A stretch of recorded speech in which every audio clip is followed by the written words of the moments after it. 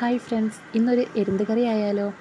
രാവിലെ തന്നെ കുമാരി ചേച്ചിയുടെ വീട്ടിലേക്ക് പോയപ്പം കുമാരി ചേച്ചി എരുന്ത് കറി ഉണ്ടാക്കാനുള്ള പരിപാടിയിലാണ് കേട്ടോ. തക്കാളിയും ഉള്ളിയും പച്ചമുളകും ഒക്കെ മുറിച്ച് വെച്ചിട്ടുണ്ട്. അതിലേക്ക് മല്ലിപ്പൊടിയും മുളക് പൊടിയും മഞ്ഞൾപ്പൊടിയും ഇട്ട് കൊടുക്കുന്നുണ്ട് കേട്ടോ. പിന്നെ ആവശ്യത്തിനുള്ള ഉപ്പും. പിന്നെ കുമാരി ചേച്ചി വെള്ളം എടുത്ത് വെച്ചിട്ടുണ്ട്. അത് എരുന്ത് വേകാനുള്ള വെള്ളമാണ് കേട്ടോ. അതിലേക്ക് നന്നായിട്ട് കഴുകി വൃത്തിയാക്കിയ എരുന്തും ഇട്ട് കൊടുക്കുന്നുണ്ട്. തോട് കറി വെക്കാനാണെന്നാട്ടോ കുമാരി ചേച്ചി പറഞ്ഞത്. അങ്ങനെ കുമാരി ചേച്ചി എല്ലാം കൂടി യോജിപ്പിച്ച് അടുപ്പത്തേക്ക് വെച്ചിട്ടുണ്ട് കേട്ടോ. അത് നന്നായിട്ട് മൂടി വെച്ചിട്ടുണ്ട്. ഇനി അത് വെന്ത് വരുന്നവരെ ഒന്ന് വെയിറ്റ് ചെയ്യാം കേട്ടോ. അങ്ങനെ അത് വെന്തോന്നൊന്ന് നോക്കുകയാണേ. തക്കാളിയും ഉള്ളിയും എരുന്തും ഒക്കെ നന്നായിട്ട് വെന്ത് വരുന്നവരെ വെയിറ്റ് ചെയ്യാണ് കേട്ടോ.